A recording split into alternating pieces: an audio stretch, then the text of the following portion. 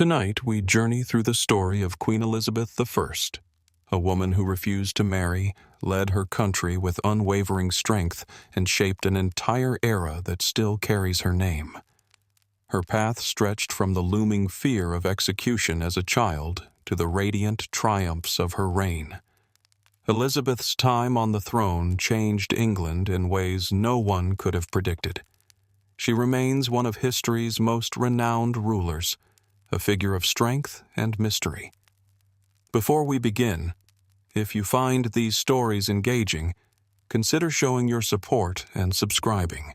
We would love to know where and when you are listening in from. Some tales are so fascinating they keep us awake deep into the night, others not so much. But for what's next, I invite you to settle in, perhaps dim the room. Add a gentle fan for comforting background sound, and join us as we softly share the loves, life, and lasting impact of the Queen remembered as the Virgin Queen. Elizabeth's story starts in the year 1533, inside the busy walls of Greenwich Palace. At this time, King Henry VIII waited anxiously for the birth of another child.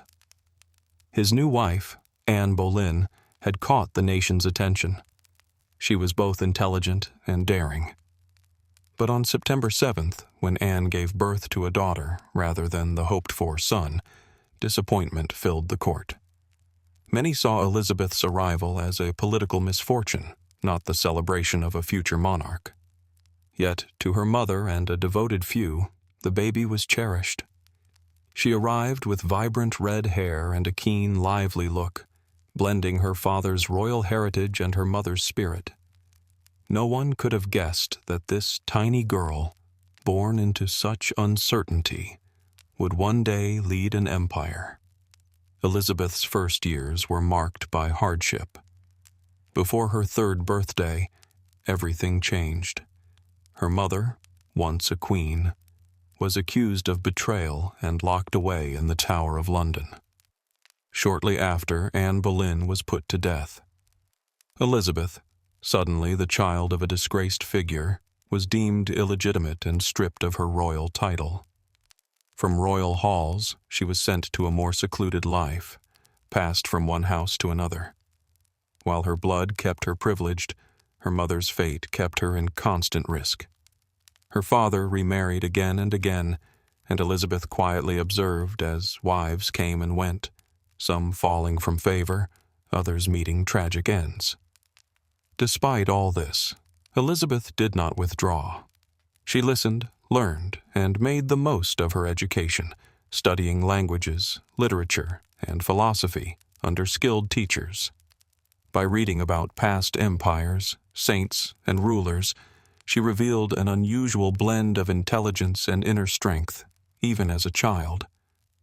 Rather than simply surviving her mother's downfall, she became a careful student of it, growing wise about the costs of power, the risks of affection, and the protection of silence. Deep inside, the spark of her future began to glow. As Elizabeth reached girlhood, uncertainty followed her still. The lives and moods of those around her shifted with the changes at court and a father she rarely saw. Yet, even amid such unpredictability, Elizabeth managed by careful observation, not through force, but through patience. As others vied for attention, she mastered the art of watchfulness, quick to notice how words could wound or how seeming kindness might hide secrets. Her mind became her shield, collecting every lesson. Her education thrived. She read classical works, wrote letters in Latin, translated Greek, and spoke French and Italian with ease. Far more than a noble waiting in the wings, she began to stand out as one of Europe's brightest young women. But knowledge did not promise safety. When her half-brother Edward came to power, Elizabeth kept a low profile. Everything changed again when her half-sister Mary, a devout Catholic distrustful of Protestants, became queen. Suspicion fell on Elizabeth.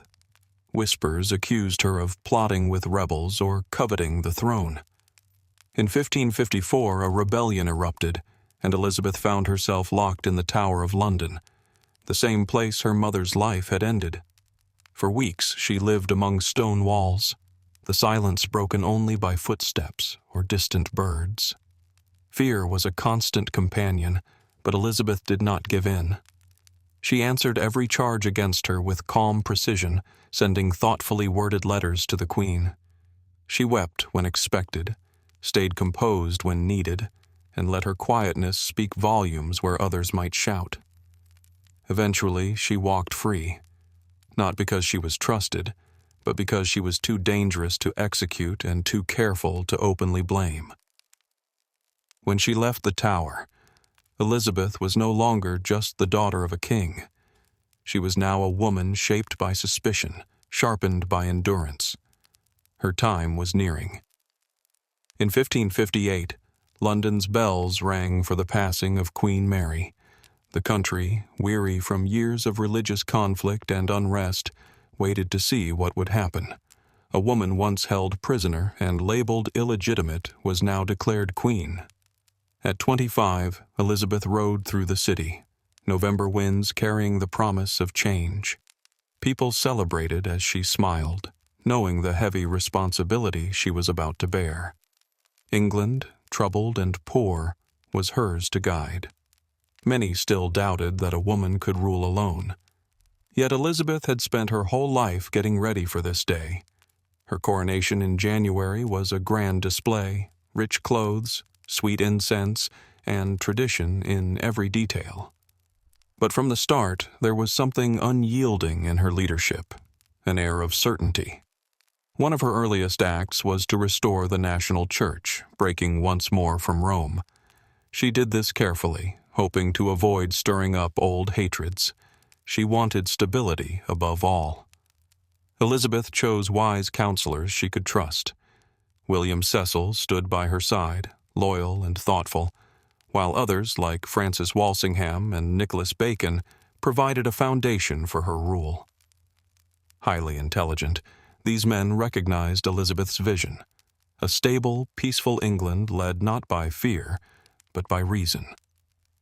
There was one question that never went away: marriage. Parliament and foreign courts urged her to pick a husband. Princes and dukes sent offers. But Elizabeth declined, never with harshness, simply never agreeing. To those who pressed her, she explained she was already committed to England itself. She would serve as queen and not as someone's wife. In a time when women were expected to follow, Elizabeth made her own path.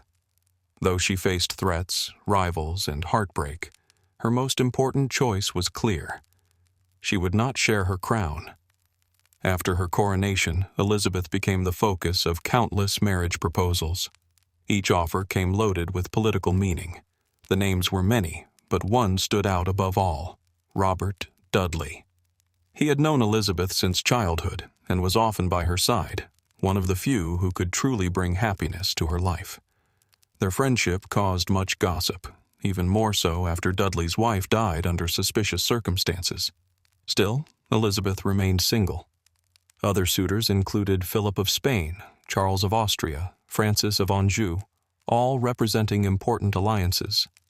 Elizabeth let these courtships linger, using them as diplomatic bargaining chips, but never letting anyone get too close. She balanced hope and disappointment with remarkable ease. At home, her refusal to marry puzzled many and made some uneasy. A queen without a husband or an heir? She turned this into a strength, becoming the Virgin Queen. Paintings showed her surrounded by symbols of purity and legend, as if she belonged to the whole nation, not just to one person. Her motives were both personal and strategic.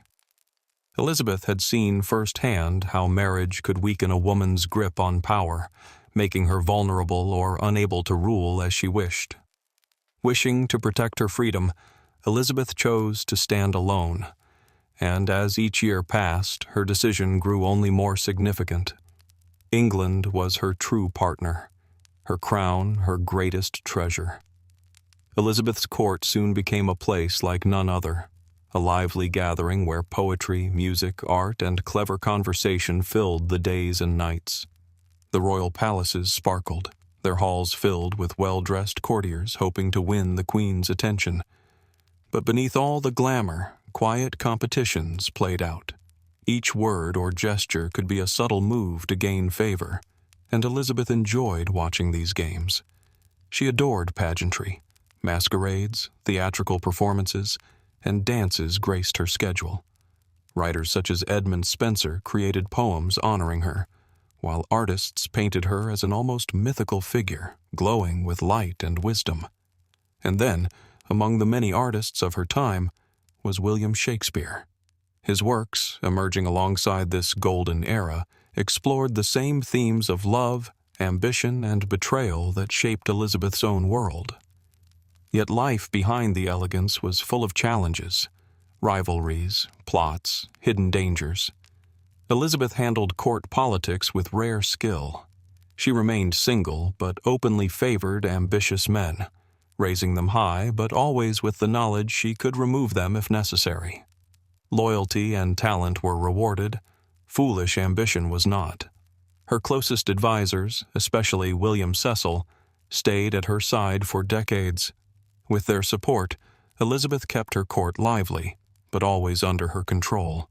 Rarely did she show signs of struggle, wearing heavier makeup and elaborate wigs as she aged, all part of creating a lasting image. To the people, her court reflected her own rule, majestic, wise, and tightly governed, with Elizabeth herself understanding the importance of appearance as well as substance. Yet outside the palace, threats gathered. Elizabeth's rule brought not only an age of art and learning, but also faced dangers, from inside and beyond the kingdom. Among the gravest was her cousin, Mary Stuart, Queen of Scots. Mary, a Catholic and former Queen of France, was considered by many English Catholics the rightful ruler. Forced to give up her Scottish throne, Mary fled to England for safety, only to become a well-guarded captive, shifted from one stately home to another for nearly 2 decades. She was watched constantly, yet remained the center of plots and conspiracies. Some wanted to remove Elizabeth and place Mary on the throne. For years, Elizabeth hesitated. Mary was not just a rival, but family, and Elizabeth held deep beliefs about the dignity of monarchy. But when a final plot to assassinate her was uncovered, with Mary directly involved, Elizabeth was forced to act. Mary was executed in 1587, her death both shocking and somber. Elizabeth herself grieved, retreating into silence afterward, insisting she had tried to avoid the final order, but the danger had become too great. This marked a turning point for Elizabeth.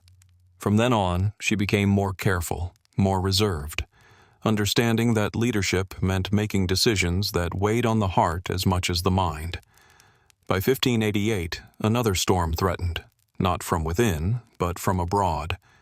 Tensions between Protestant England and Catholic Spain came to a head as King Philip of Spain, once a suitor, now turned into an adversary, launched a vast fleet, the Spanish Armada, to invade England. Though Philip's ships and soldiers far outnumbered Elizabeth's, she held her ground. Donning a shining breastplate, Elizabeth addressed her troops with famed words, saying she might look weak, but had the will and courage of an English king. Her confidence inspired the soldiers, but the real struggle was at sea. English ships outmaneuvered the Spanish. Unexpected storms battered the invaders. By the end, only half of the once invincible Armada returned to Spain. The victory was more than military. It was a defining symbol. A once divided nation, under Elizabeth's steady guidance, had achieved the impossible. Her legend as the Virgin Queen grew. Paintings soon showed her standing proud over the globe, robed in a gown sparkling with symbols of watchfulness and power. The defeat of the Armada didn't banish every threat, but it set a new course, and Elizabeth proved both to her people and the world that she could not be underestimated. After this, Elizabeth reached the height of her influence. Her image decorated medals, coins, and ornate tapestries. Diplomats from distant lands bowed respectfully, and her subjects came to see her as their nation's guiding light.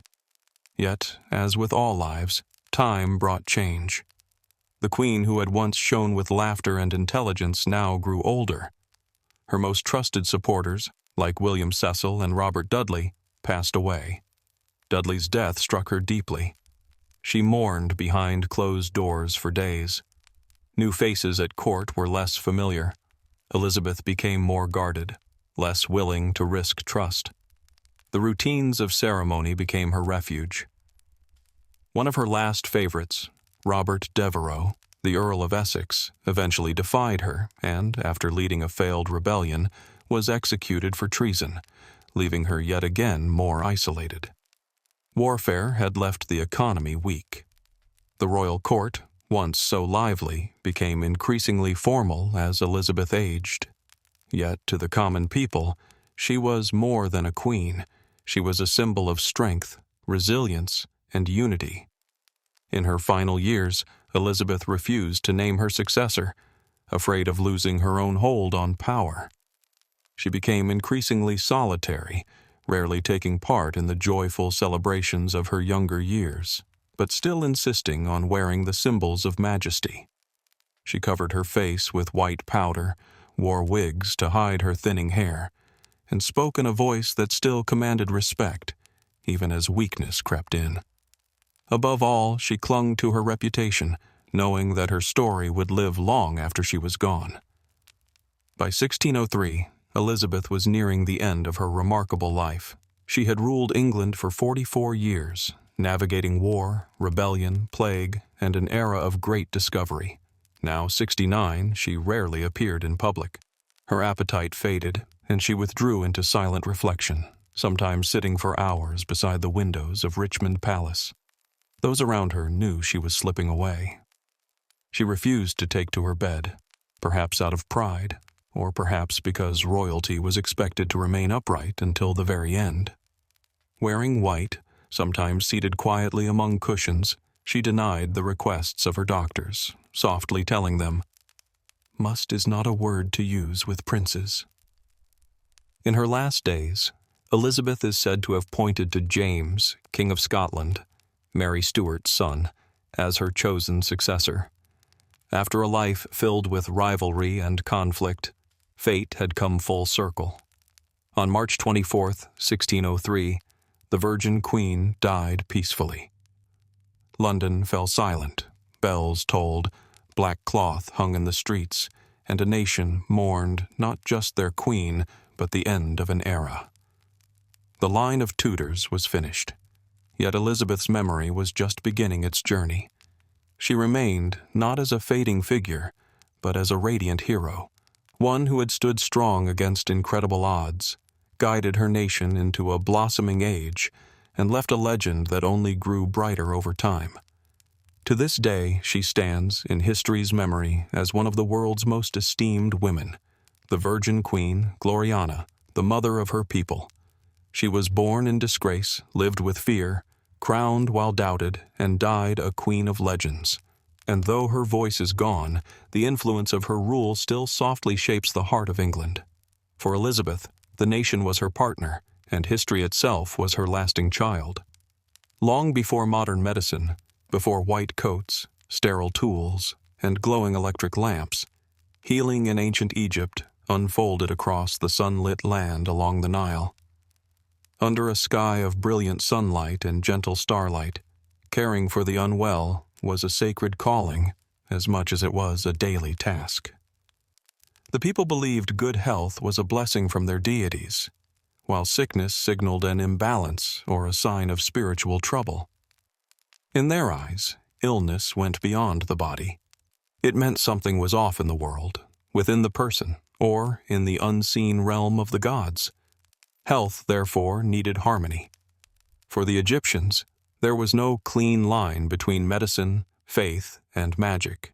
Healing began not with an examination, but with a prayer. The earliest places for the sick were temples, filled with the scented air of incense. Within, priest-physicians would comfort and touch those in pain, murmur sacred words, and mix herbs into careful treatments. Invocations went out to Thoth, the god who brought wisdom, and Sekhmet, the fierce lioness goddess who could send sickness or shelter the weak. Here, medicine was not only prepared or applied, it was invited through ritual. Yet the Egyptians balanced spiritual practice with practical care. They washed wounds with wine or Nile water, bandaged injuries with clean linen, and learned which roots or oils soothed aches or fought infection.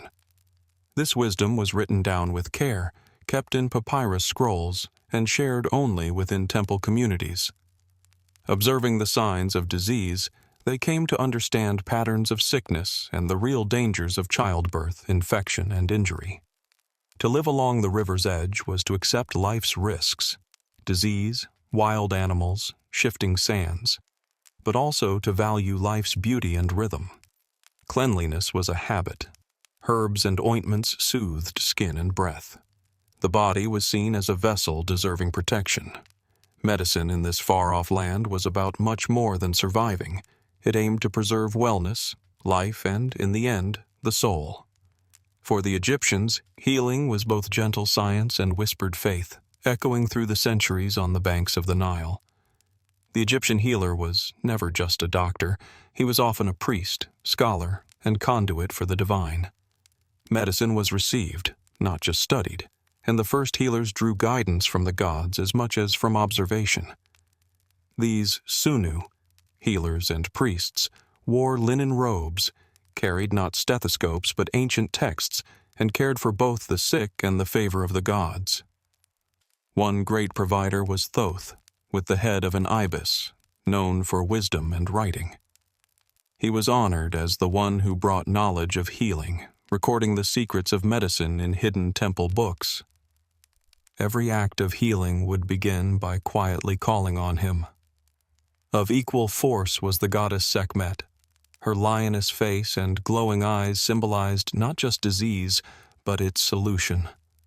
Feared and respected, she could bring or cure plague with a thought. Her priests committed countless rituals to memory, to win her mercy and open the door to recovery. When sickness struck, the Sunu would begin with rites, anointing statues, burning incense, or praying over water to make it holy. Sometimes patients rested overnight in temple chambers, hoping the gods might grant them a healing dream. Alongside these age-old practices walked men like Imhotep, a wise physician and builder from over 4 millennia past, later honored as a saint of medicine. Shrines bore his name, his memory believed to ward off disease. In truth, Egyptian healing lived where prayer and practice met. Every touch, chant, and remedy united the seen and unseen. The doctor-priest was both caregiver and messenger, moving quietly between the human world and the divine. Hidden deep in the old temples, among the scent of ancient incense, lay precious scrolls, a vast treasury of medical knowledge. Among the most famous is the Ebers Papyrus, found in the last century, but written over 3,500 years ago. This 65-foot-long scroll carefully details more than 700 cures, rituals, and surgical methods. The pages reflect not just a list of treatments, but a glimpse into how the Egyptians saw the links between flesh, illness, and hidden forces. Inside, remedies are offered for nearly every human worry: sore eyes, stomach aches, broken bones, hair loss, trouble breathing, even states of the mind. Some prescriptions used familiar herbs, clove, honey, onion, prepared as pastes or steeped in wine. Others required ritual words or careful gestures, calling on higher powers to give the medicine strength. For someone struggling to breathe, certain herbs were heated on stones and the patient would breathe in the healing steam.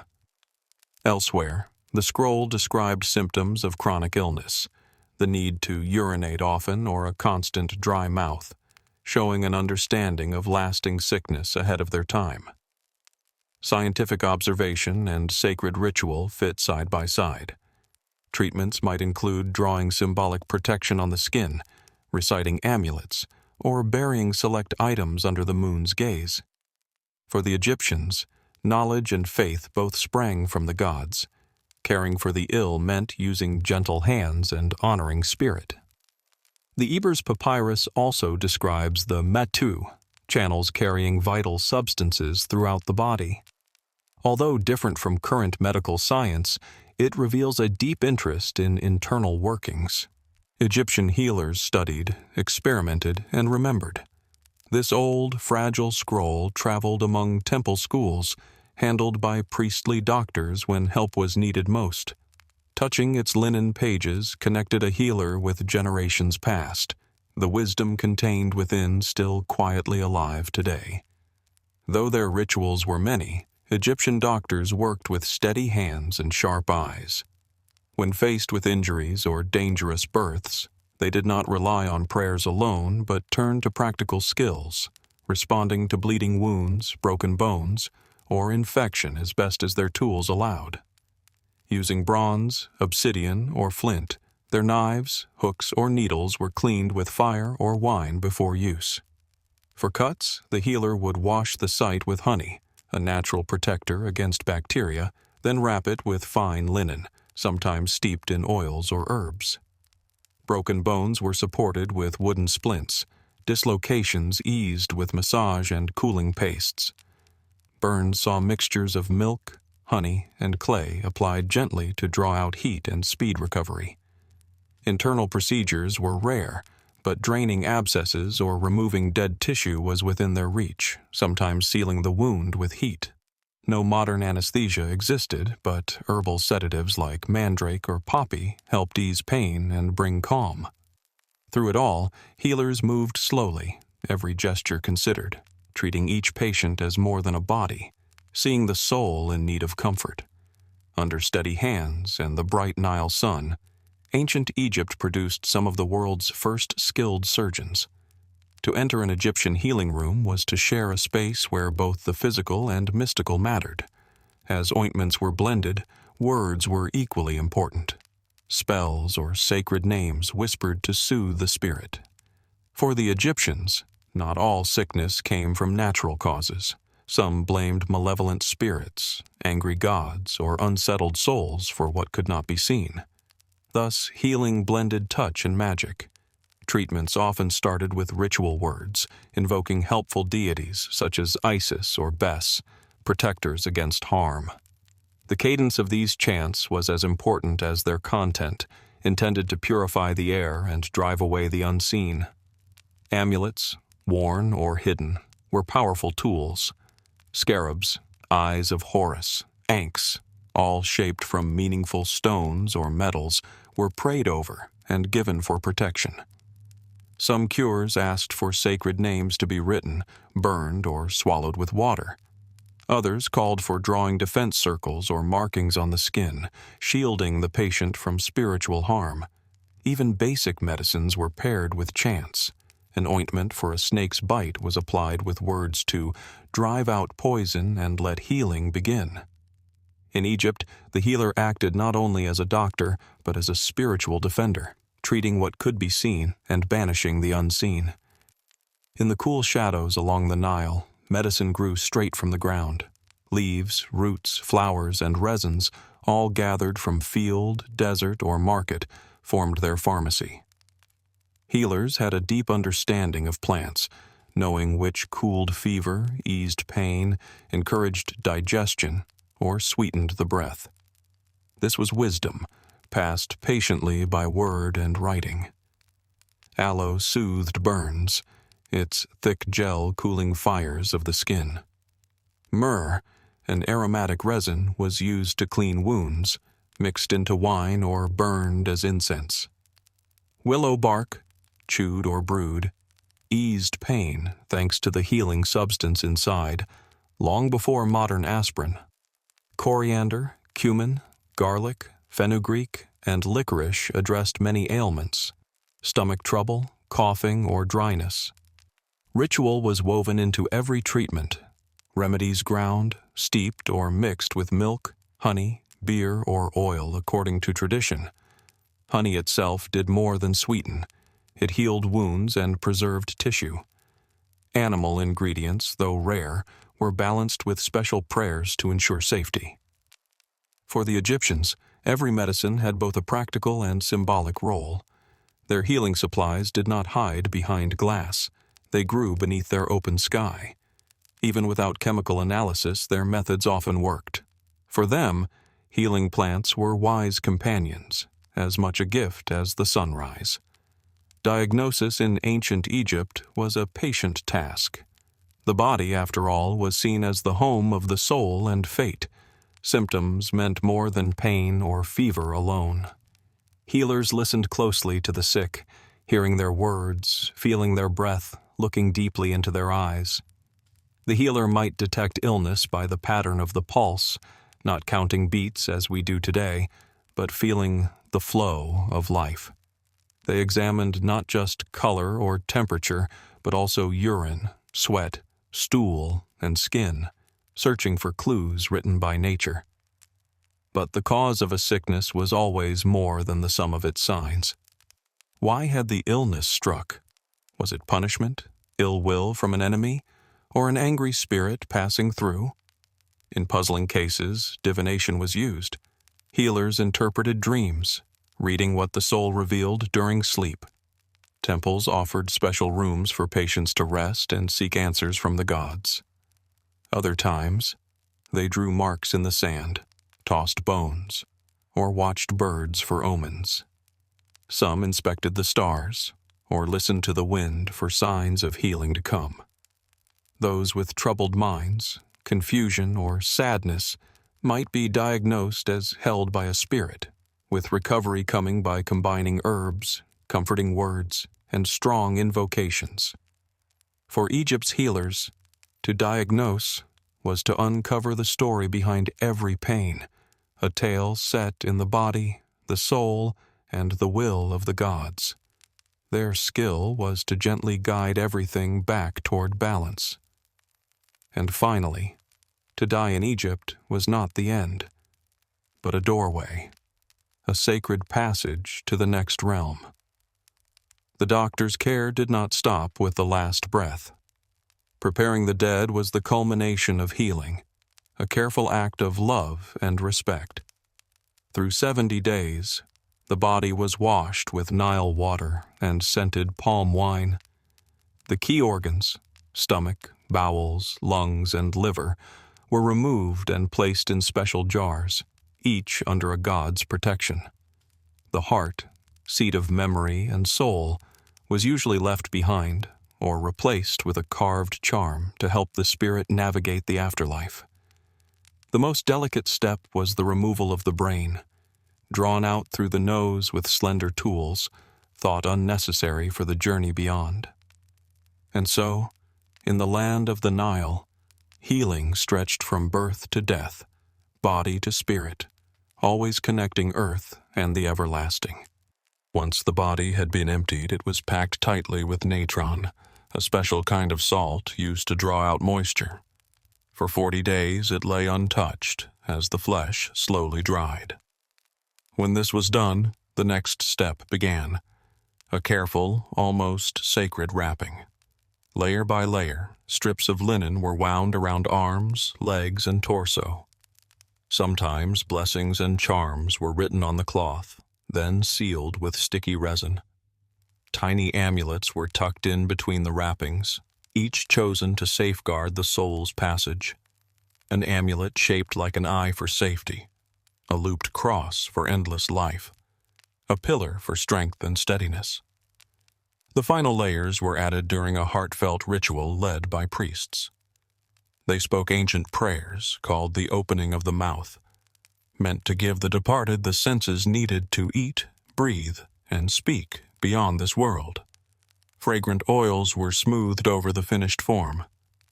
A mask, often bright and shining, was placed gently over the face. The preserved body, ready at last, was set inside a carved coffin, then placed within a tomb overflowing with food, favorite objects, and sacred writings for the journey ahead. For the people of Egypt, caring for the body after death was never vain. It was an act of devotion, one last healing, a kind of timeless medicine. Through these gentle steps, death was softened, changed from an end into a peaceful rest. Though desert sands have hidden ancient temples and the scrolls have faded away, the quiet wisdom of Egypt's healers still lingers. They mixed careful study with faith, using herbs and songs, combining science with spirit. Their teachings shaped medicine for centuries, touching the lives of many far from Egypt. Greek thinkers such as Hippocrates and Galen learned from Egyptian methods. They built upon ideas of how the body works, how illness shows itself, and how plants can heal. Even our word for pharmacy begins in Egypt, in a place called the House of Life, where knowledge was kept alive. Lessons about keeping clean, tending wounds, and watching carefully for signs of sickness echo in hospitals today. Old remedies, honey for wounds, willow for pain, garlic for strength, have been proven again by modern research. In many ways, the healers along the Nile were not behind their time. They were leaders, bridging the world we see and the mysteries beyond. Yet their true gift may be in how they viewed healing itself. They cared for the whole person, not just the body. They listened for more than just symptoms. They paid heed to dreams and worries. They believed true healing needed calm, time, and loving intention. Illness, in their eyes, was a message, a puzzle calling for harmony between earth, sky, and the human spirit. Healing was not just a fix, but a return to balance. Even in a world filled with machines and measurements, something of that ancient respect remains. The quiet patience of the wise, the gentle prayers said over herbal teas, the belief that healing itself is sacred. Today, we move through hospitals and clinics, but sometimes, in the hush of an exam room or at a bedside, we still sense that heartbeat from long ago. Those who cared beside the Nile still live on, in every comforting breath, in every quiet wish for peace. In the spring of 1945, Berlin was no longer a city of splendor. It was a city broken by war, scarred by bombs and battles, its streets lying in ruin. Once the proud capital of Nazi Germany, it had become a place of shattered stones and empty windows. The war had finished, but calm did not follow. Leaders from 4 powerful nations, the United States, Britain, the Soviet Union, and France, gathered to choose Germany's future.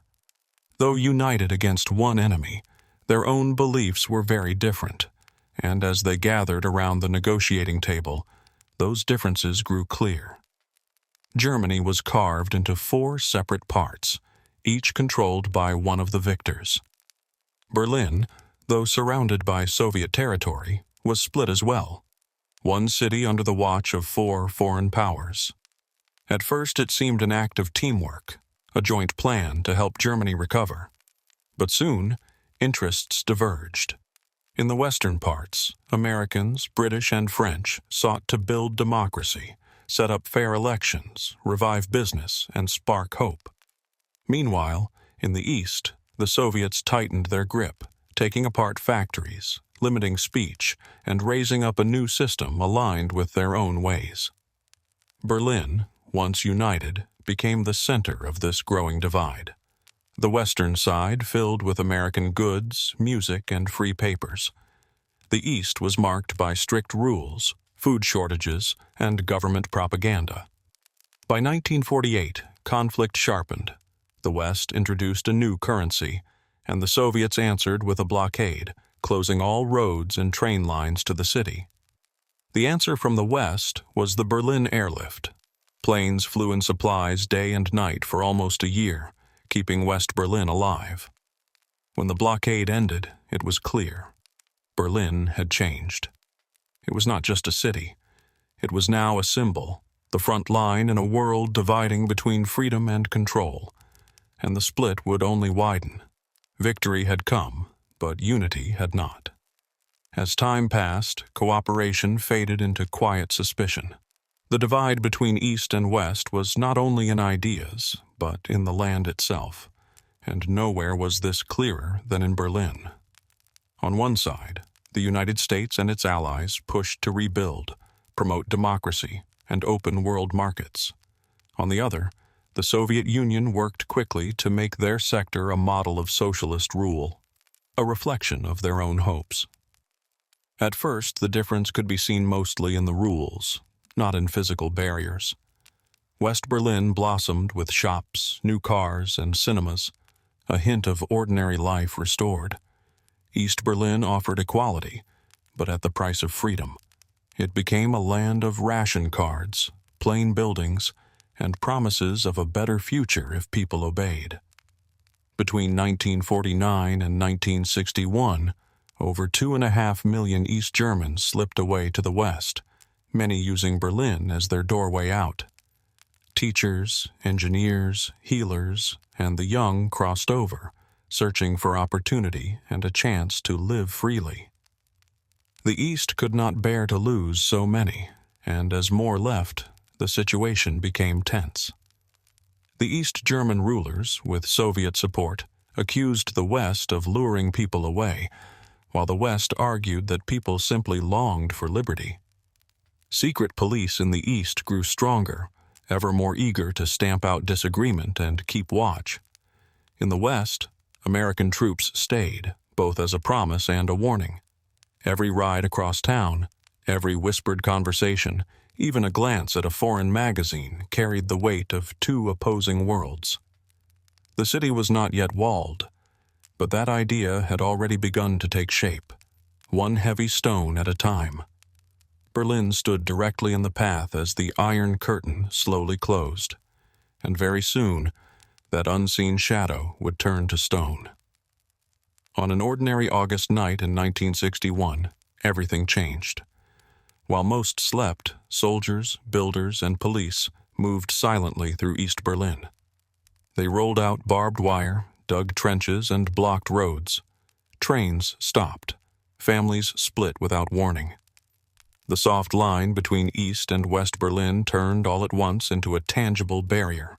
First, just wire and guards, but unmistakably a cage. The East German leaders called it a shield, saying it was needed to keep socialism safe from outside threats. But truly, it was built to prevent their own people from leaving, to hold them inside a country that was losing its heart.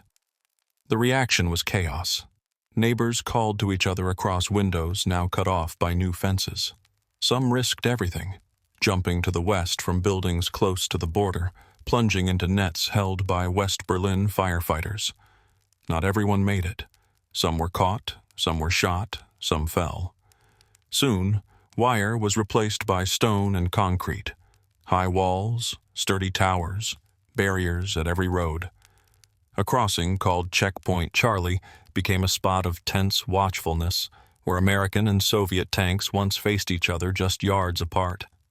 The wall stretched across Berlin, 96 miles in all, wrapping West Berlin like a web.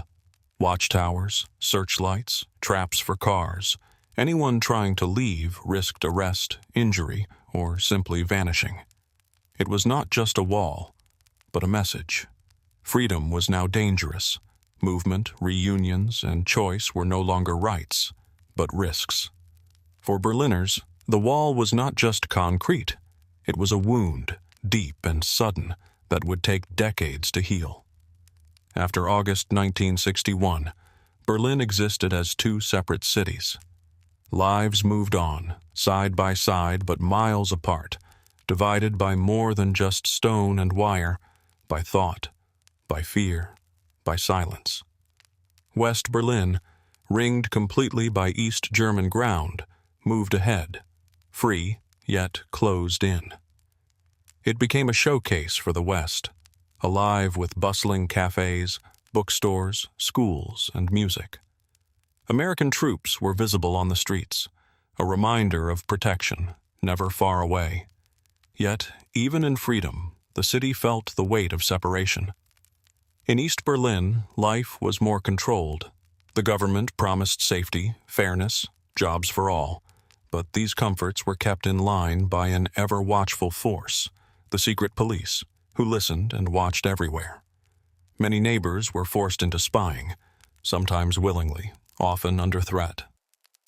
A careless word could cost a job, a friendship, or even freedom. Yet people endured.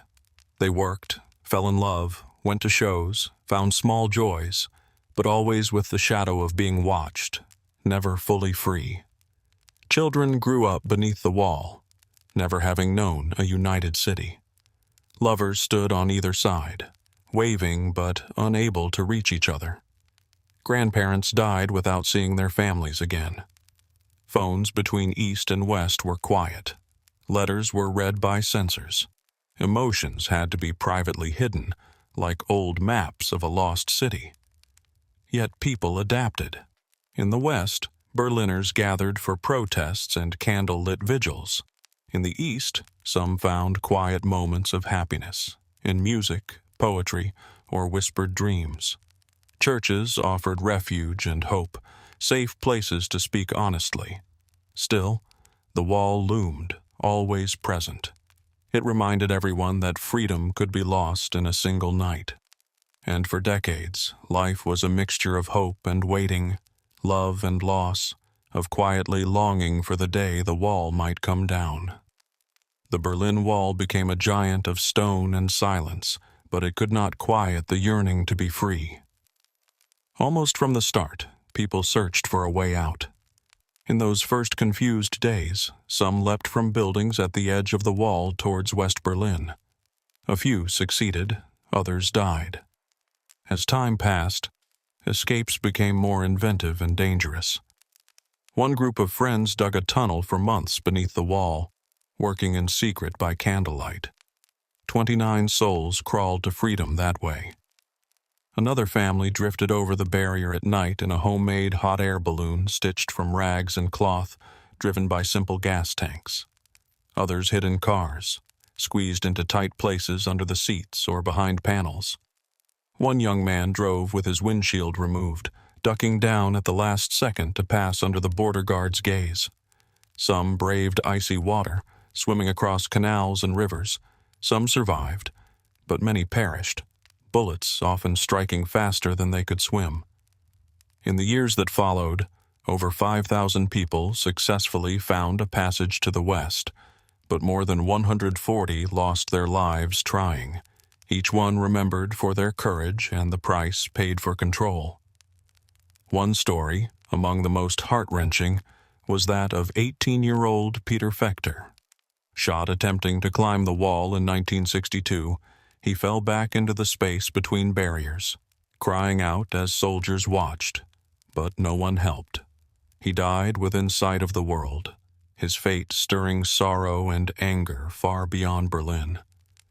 Those who made it out often felt both relief and sorrow, happy to be free, sad for the loved ones left behind. But every successful crossing sent a quiet signal. No matter how strong a wall seems, it cannot stop the heart's wish to be free. Not all could flee. For many, the wall was too great a risk. Family ties, fear, or simply circumstance kept them in place. But staying was not the same as giving up. Quiet resistance grew in daily life, not always through bold actions, but through sharing thoughts, words, and hope. Writers and artists risked much to get their work printed in the West, or shared secretly through radio waves. Just the simple act of listening to Western broadcasts, hiding, curtains closed, became a quiet statement of resistance. Churches offered a rare space for honest conversation and dreams of change. Candle-lit gatherings shone against the gloom. The government watched uneasily as art turned even blank walls into canvases of coded protest. Musicians recorded secret tapes, slipping truth into their songs. Children learned to speak one way at home and another out in public, always careful. The secret police watched closely, with spies in every school, apartment, and theater. Even a carelessly told joke could lead to questioning or worse. Yet the spirit of resistance did not die. It showed itself in hidden ways, in soft stories passed between friends, in Western concerts heard across the wall, in letters and books smuggled in. Famous musicians like David Bowie played near the wall, their music traveling into East Berlin. bringing comfort, reminding people that the world was listening. Big or small, every act of courage was a reminder that freedom was not forgotten. The wall could divide a city, but it could not fully silence its people. Underneath all the watchfulness, something quiet was changing. By the mid-1980s, ripples of change were spreading, not just in Berlin, but across Eastern Europe. The Soviet Union, long the guiding hand in East Germany, began to shift under new leadership. Mikhail Gorbachev's ideas, openness and reform, stirred hope. Still, East German leaders tried to hold on to the old ways, refusing change, insisting their form of socialism would stand forever. But the people saw the world changing on their televisions and radios. Stories from friends and travelers brought new hope. In 1989, something important happened. Hungary, another Eastern Bloc country, started removing its border fences. Soon, they opened their line with Austria, creating a new doorway to the west. Thousands of East Germans hurried into Hungary, then crossed to Austria and freedom. The spark became a fire. Open protests broke out across East Germany. In Leipzig, crowds gathered in churches and squares, carrying candles and chanting, "We are the people," demanding to be heard. Week by week, their numbers grew, joining in Dresden, Berlin, and other cities. The state, built on silence and spying, was shaken by these peaceful marches, now too large and too open to be stopped without the whole world watching. Beset by international attention, East German leaders scrambled. Mistakenly, during a press interview, an official hinted that travel restrictions would be lifted right away, his words spreading confusion. What people heard was simple: the border is open. Crowds hurried to the crossing points, demanding to go through. The guards, surprised and without clear orders, called for help. None came. In this moment of uncertainty, the wall's long power began to fade. It was November 9th, 1989, a cool, quiet night at first, but by evening everything changed. After the fateful press conference where an official suggested anyone could cross the border, East Berliners gathered at checkpoints, unsure, hopeful, cautious, but willing. At one crossing, the guards were overwhelmed, having received no orders from above. The crowd grew larger, their voices rising. "Open the gate!" Unanswered phone calls, rising pressure. Then, at 10:45 that night, a single guard made a brave decision. He opened the barrier. People surged forward. Some wept, some sang. Strangers hugged in the streets. East Berliners poured into the west, greeted by crowds with flowers, sparkling wine, and tears. The division of years was washed away in laughter and joy. As midnight neared, people climbed up onto the wall. Some chipped off pieces as keepsakes, others simply sat in wonder. There was no violence, only longing, celebration, and freedom.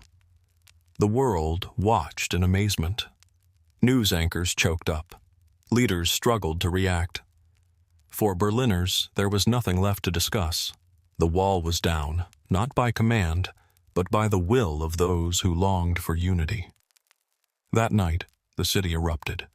Music, reunions, tears, and hope. Siblings met after decades apart. Old loves found each other. Strangers embraced, grateful, beside a wall that, in surrender, became the loudest, purest silence. Berlin was whole again, perhaps not by law, but in spirit. The days and weeks after November 9th, 1989, saw Berlin transform. Borders remained open, checkpoints deserted, pieces of the wall knocked down and shared across the world, each one a reminder of hope over division. By early October of the next year, East and West Germany officially became one country again. Maps changed. Berlin was no longer surrounded nor split, but once more the heart and the capital of a united nation. Still, unity came slowly. Years of separation had left their mark, not just in buildings and wealth, but in memories and misunderstandings. Those from the East had lived tightly watched lives, while those in the West enjoyed freedoms they could not fully explain. It took time for the mind to follow where the walls of stone had already been cleared away. Step by step, the city continued to heal. The Brandenburg Gate, once marooned between two worlds, became a place of joy. Unity Day was declared. Statues moved, street names changed, and fragments of the wall left standing, not to celebrate the past, but to remind new generations. Berlin has blossomed. Its once dividing walls are now alive with art. Trains, once cut off, now speed without stopping across the old borders. Where guards once stood, children now play, and where silence once pressed heavy, music drifts. Still, the memories linger.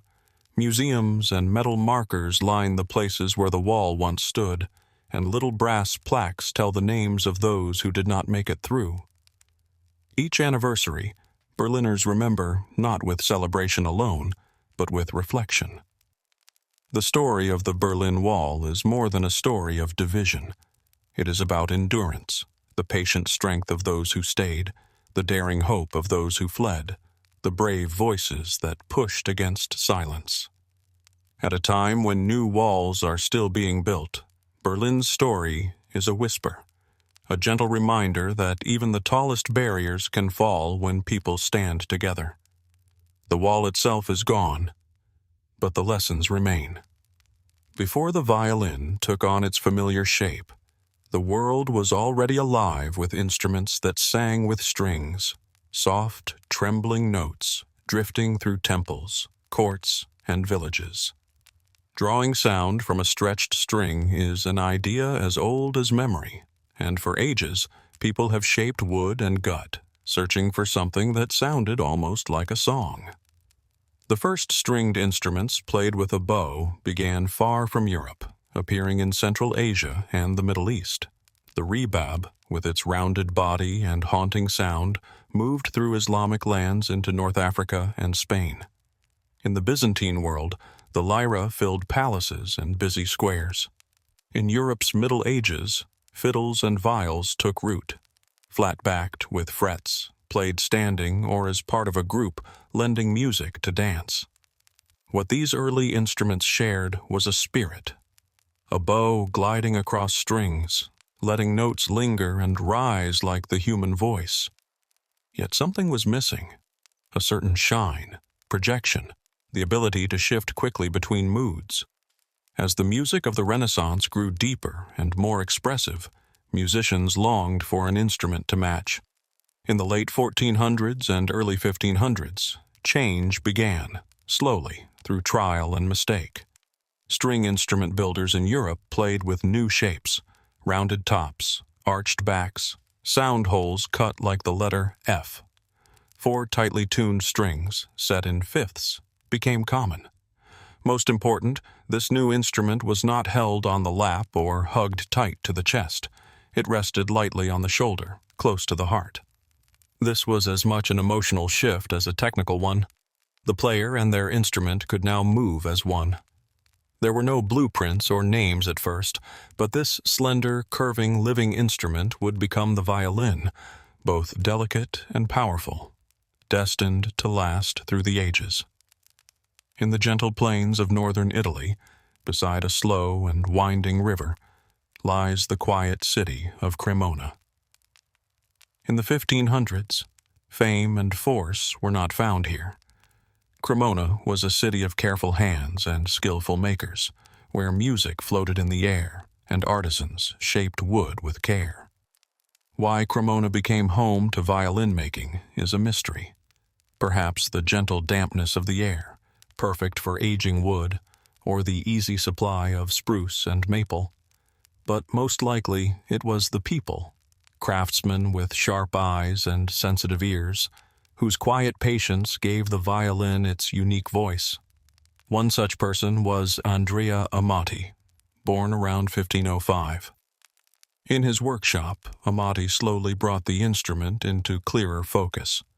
He shaped its body with careful balance, added 4 strings tuned just right, and carved those beautiful F-shaped sound holes that let the wood vibrate freely.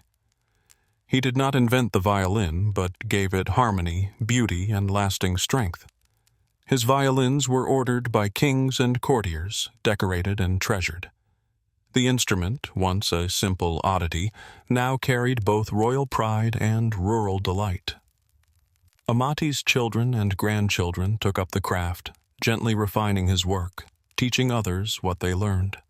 In time, other great names appeared: Guarneri, Stradivari, each adding something new to the growing language of music. There were no plans drawn on paper.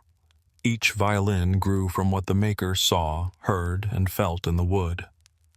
In the cool workshops of Cremona, the violin emerged, not just as a tool for music, but as a carrier of feeling, shaped by loving hands to touch hearts around the world. By the start of the 1600s, the violin had taken its shape.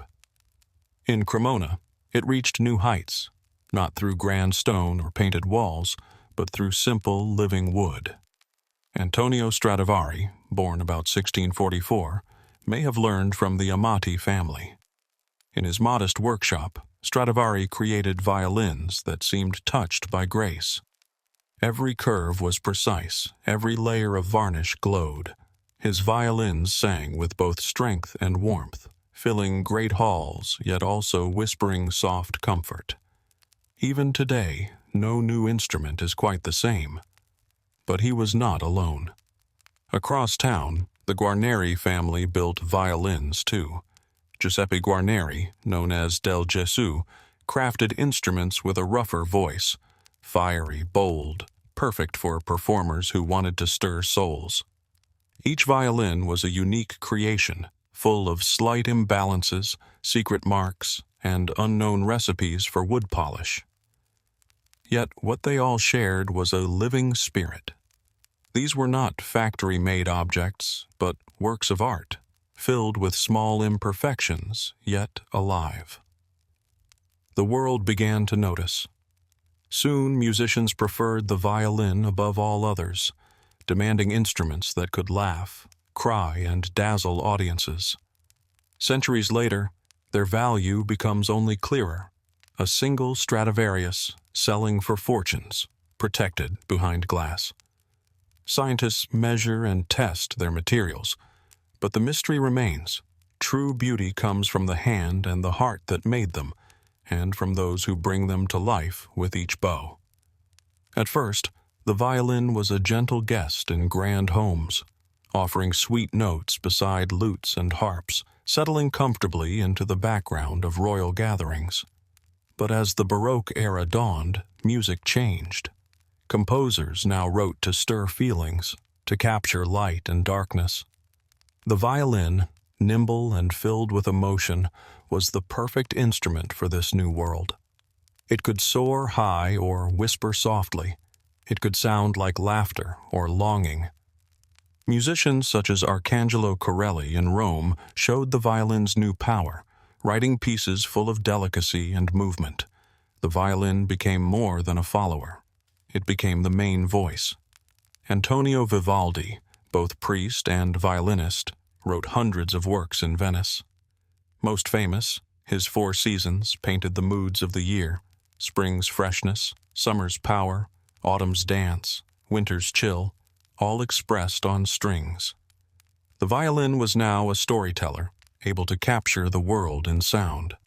By the end of the 1600s and into the 1700s, the violin ruled the stage. Big halls replaced tiny rooms, opening concerts to everyone, not only to royalty. In these new spaces, the violin led boldly, unafraid, full of feeling. Its outward form changed little, but its voice was stronger than ever. Composers found a trusted partner and a challenge for performers. The violin was now at the center of attention, loved by crowds, and ready to share melodies with all who would listen. Reaching the 1800s, the violin was at the height of its powers. No longer just the sound of beauty and grace, it carried wildness and heartbreak too, able to fill great spaces and reveal the most private depths. One man captured this change. Niccolò Paganini. Tall, pale, and mysterious, with a reputation for magic, Paganini stunned anyone who heard him. His fingers flew, twisting and leaping across the fingerboard, making the violin sing in ways none thought possible. Some believed he must have made a dark bargain for his gifts, but it was practice and imagination that set him apart. He invented new ways to play, turning difficulty into drama. Others followed.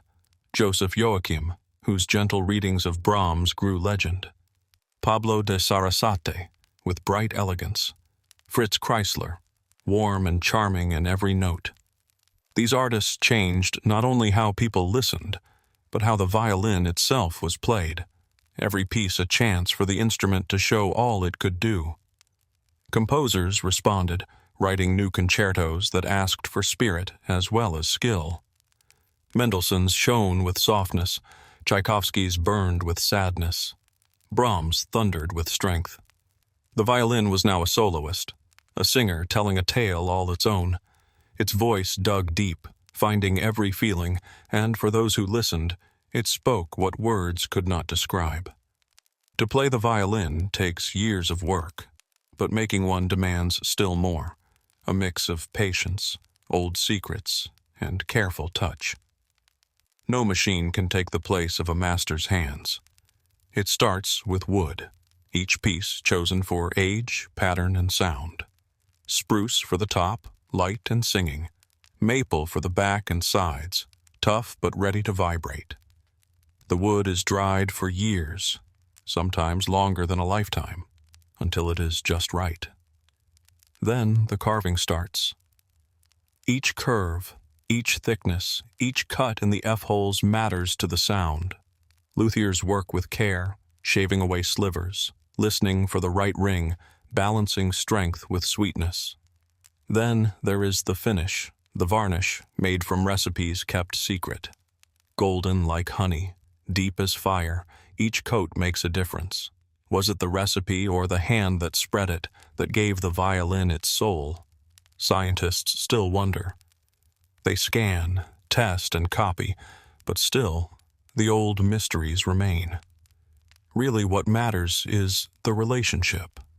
The luthier listens and learns from the wood, shaped by the wisdom of those gone before.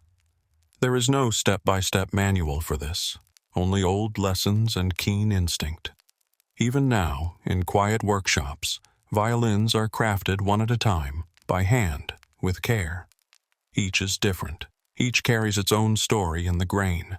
And when finished, it waits in silence until a bow brings it fully to life. The violin remembers how it was made. Born in Italy, the violin could not stay in one country. Its voice, so close to the human spirit, traveled across mountains and oceans, adapting to new lands. In Ireland and Scotland, it became the lively fiddle, playing for dancers in crowded halls, its tunes shared from person to person, often learned not from books but by ear, woven into daily life. In India, the violin found a place in classical traditions, held differently and played sitting down, bending its voice to mimic ancient songs and spiritual melodies. Across the Middle East, the violin learned new scales and replaced older instruments, its voice able to wail and sigh as tradition required. In the Americas, it traveled with settlers, shaping bluegrass among Appalachian hills, filling mariachi bands in Mexico, and swinging with jazz in smoky rooms from Paris to New York. Every culture claimed the violin in its own way, changed its style, gave it fresh meaning, but always the same instrument, 4 strings, arched wood, and a bit of magic. Its true power lies in belonging everywhere, in echoing both history and heartbeat. When the orchestra assembles, all eyes look towards the rows of violins. Lined up at the front, their varnish glows softly under the lights. With a single lift of bows, the music begins. the violins breathe life into the hall. The violin leads here, forming the largest group in the orchestra. First violins usually take the melody, rising clear above the rest, while the seconds weave beautiful harmonies, building the body of sound. At the front sits the concertmaster, the lead violinist, just below the conductor in importance, guiding, cueing, and sometimes taking the lead as a soloist. In the hands of great composers, the violin shines, soft and distant for Debussy, fierce and powerful for Mahler. In so many orchestral works, the violin is given the opening and the final word. But the stage is not just for groups. Solo players become stars, sharing the world's greatest concertos with emotion and skill. Legends such as Jascha Heifetz, David Oistrakh, Itzhak Perlman, and Hilary Hahn have filled concert halls with a sound that is less a performance than a personal conversation between heart and string. The violin is made to touch the soul, rising, falling, telling 1,000 stories without a single word. Centuries after it first sang, the violin refuses to fade. From castles to subways, from grand halls to small-town dances, it remains alive, a voice that is always new. Even now, in an age of electronic music and digital tools, the violin endures. It still begins with wood shaped by careful hands. It waits quietly until a bow stirs it into song. No batteries, no wires, just tension, tradition, and trust. Master makers still shape violins the way they always have, sometimes in the same cities as Amati and Stradivari, using skills passed gently from mentor to apprentice. People young and old pick up the violin for the first time, nerves and wonder mixing together. Old violins are cherished, too. Passed down, their finish smooth from years of touch, or resting in velvet, waiting to be played anew. Some, built hundreds of years ago, can still hold an entire room silent with a single note. But the violin does not belong to yesterday. It appears in movie soundtracks, video games, experimental music, anywhere a story can be told with feeling. Its voice does not need words or translation. A lullaby is gentle in every language. A cry of pain is understood everywhere. And perhaps the violin's greatest secret is that it grows with us. A child's first awkward notes can, over years, become the music of a lifetime. The same songs change meaning as we change. Joy becomes nostalgia. Brightness turns to longing. The violin is not just a tool. It is a friend to feeling, a keeper of memory, a voice that waits patiently for the silence to end, so that it might sing once more.